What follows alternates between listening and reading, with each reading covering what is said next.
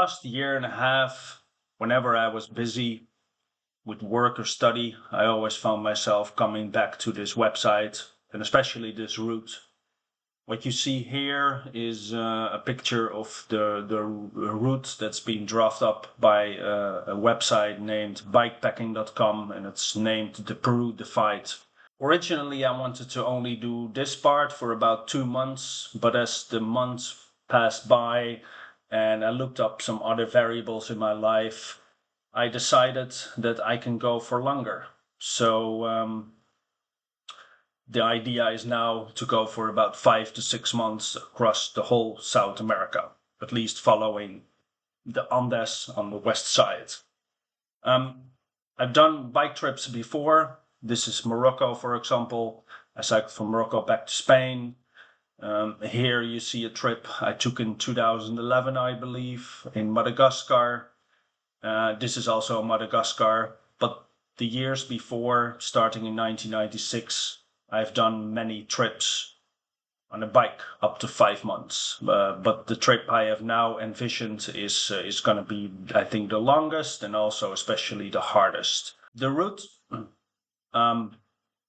roughly looks like this. I would say that the first part here, Peru Divide, which you can see here, is a very rough landscape, at least in the altitude and the climbings and the variations in the altitude. And the rest is somewhat open for changes. Here you can see around 8,500 kilometers. I did make already 5 separate parts of the route, which is the first one in Peru, is the first one, and it adds up to around 10,000 kilometers so far. As you can see here, this is the first part of the route that I created for myself. And I wouldn't say this is in stone, but more or less it gives me some guidance what I would like to do. And as you can see here, it's an understatement to say that it's mountainous. It's very mountainous. And the climbs are long and the altitude is high. So we're talking about here, for example, you can see here, this climb would take me around 90 to like 100 kilometers, and the total vertical climbing is 4,300 meters, and it goes up to almost 5,000 meters high. And the landscape is amazing, but also challenging and rough, as you can see. They're mostly gravel roads. Interesting enough, I would say half of this route is actually covered by Google Street View, and that was very helpful for me to get an idea of what is waiting out there for me. There's a lot of camping options, so I will sleep mostly in a tent, and I would say that one of the only reasons for me to sleep in a hotel would be rain, or a few days of rain in a row, because then your tent and your sleeping bag, everything gets wet. As remote as it looks, there are still villages, I would say every day or every other day, settlements that at least provide me the bare necessities like food and water, and just mentioned before, maybe when it rains, some shelter. But if we go a little bit, skip the second and the third part, and we are at that point in Argentina, the route is going to take a turn, and we're going to be out of like the water areas, and we're going to be in a part of South America that is considered the driest desert of the world. It's called the Atacama Desert. And this is what, I wouldn't say scare me, but this is the part that I need to prepare the most, because here, where in the first part, every other day or every day, there are villages or settlements to get the bare necessities. Here, the distances can be up to 500 kilometers with no resupply options in between. There are possibilities to get water every second day, so I need to carry around 10 to 12 liters of water with me, and I equip my bike in a way that is suitable. There is another route on the left side of this blue line that runs to a real desert, really off-grid. But for now, I do not have the proper bicycle for it. So I'm gonna stick more on the somewhat main gravel roads. And as you can see here, there's just tarmac. But look at it. It's just a desert moon landscape. This is also altitude very high. This road runs on just around 4,000 meters high. Here you can see it, well, 3,300. And what you see, the mountains are just volcano landscape. This is the bike I'm going to use for the trip. It's a gravel bike, and a gravel bike is a combination of a mountain bike geometry and some road bike features. If I talk about the geometry, I'm talking about, like, for example, the angles. Change the color. The angles here, the angles here. They're just more suitable for being off-road. As you can see, I strapped on quite a few bags, I think 8 in total.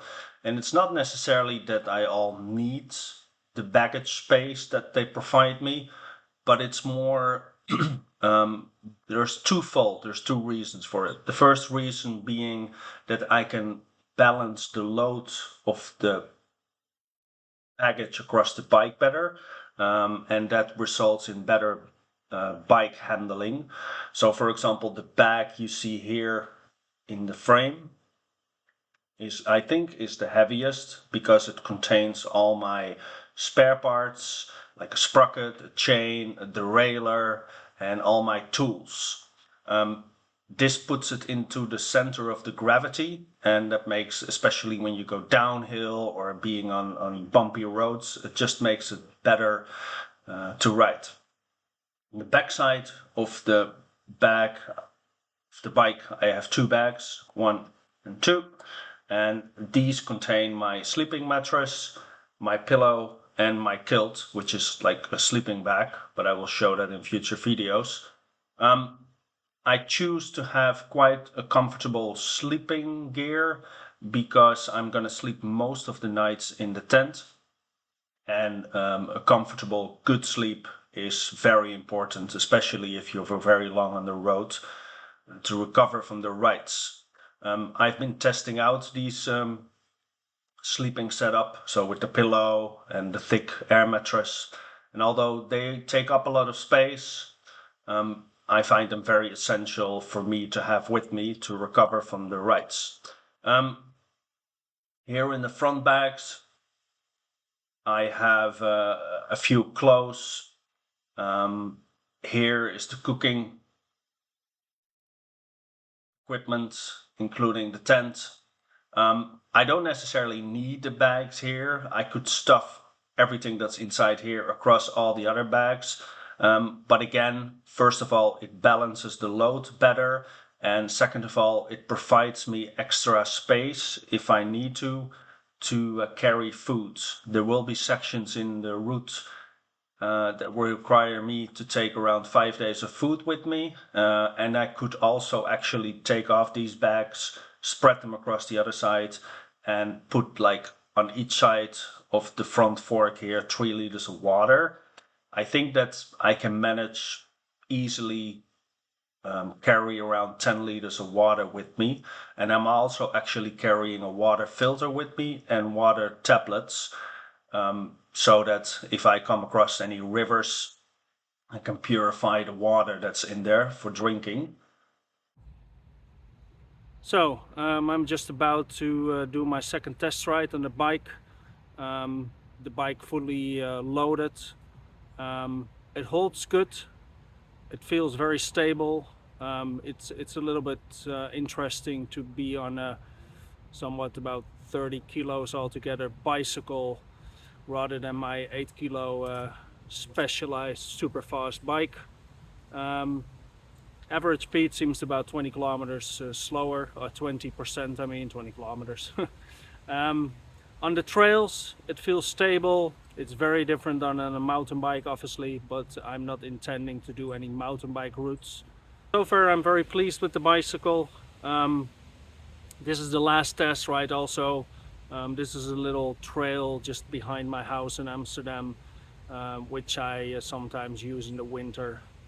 Um, yeah, this is it. Like for about 10 minutes, and I'm back home, and I'm gonna unload the bike, go to the airport, buy a little box, or a little box, a big box actually, and I'm gonna put the bicycle in there.